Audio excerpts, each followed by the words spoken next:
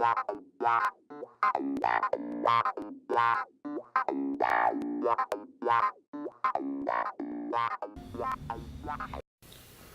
I'm Rick Schultz, and welcome back to this episode of the Audiophile.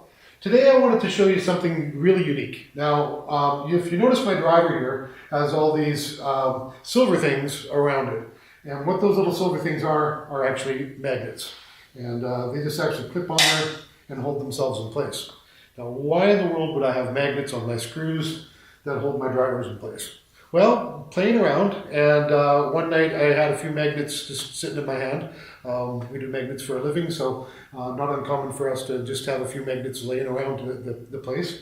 And I decided that I would just give it a shot. For some reason, some sort of intuition told me that maybe a magnet would make a difference on the drivers. So I went up to the driver and I clicked on a little magnet. The one that I started with was about a 1/4 inch sphere. And lo and behold, I heard a difference. And the difference is actually quite good.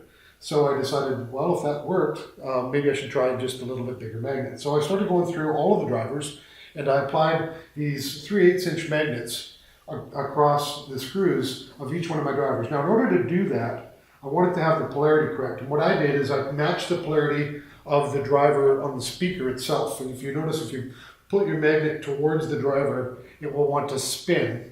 And you want to have it to be going so that it attracts towards the actual driver itself in the same direction. Okay. Now, which direction of the magnet, I'm not really sure which works better because I haven't actually taken them all off and tried the opposite polarity. But you're either going to have north at the back and south at the front, or you're going to switch that and put the south at the back and put the north up front.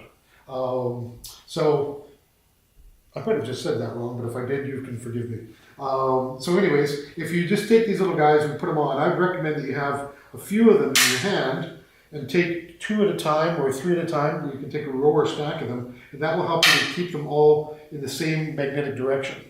Okay, so pop one of them on to your screw that holds your driver, and then just take your next one and pop it onto the next screw. And you'll notice that as you do this, at first I had kind of a closed-in sound with the 3/8 inch ones.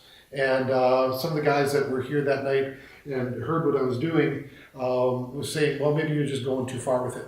I had a feeling that maybe there was going to be some break-in on this too. Now, I know that sounds crazy. And you know what? Crazy is half of high-end audio. So the other half is just plain out of there. So we just take it, these little magnets and put them onto the driver. And lo and behold, the next day it just really had opened up. And it really just started to sound full, and it really started to sound like I had a lot better overall resolution in my system. Things were tighter, my soundstage and my imaging were better, the tonality was better. You know, basically everything about the system had improved quite dramatically. Now, you've seen my brass screw tweak in the past. Of course, these aren't going to stick to brass screws. So this particular speaker, we had chosen to use a brass front panel. And in order to tension up the front panel, we wanted to use steel screws so that we could get a lot of torque on it. So when we used the steel screws, that gave me ability to, of course, be able to attach the magnets onto it. So if you've got steel screws already, you can just go ahead and pop these on. If you've got the brass screw tweak and you're using brass screws, you're going to notice that obviously they're not going to stick to brass. So they're not going to adhere.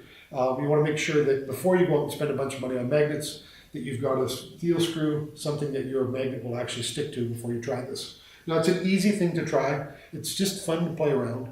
And that's half of high-end audio, is just having the ability to be able to hear things that are subtle, that are not so subtle, but being able to just go ahead and tweak away and have fun experimenting with different types of things. Now, not everybody likes to do that. Not everybody even enjoys the concept of it, but it's the whole idea of the audiophile. So I hope you enjoy this episode, and I hope you get some benefit out of this magnet tweak.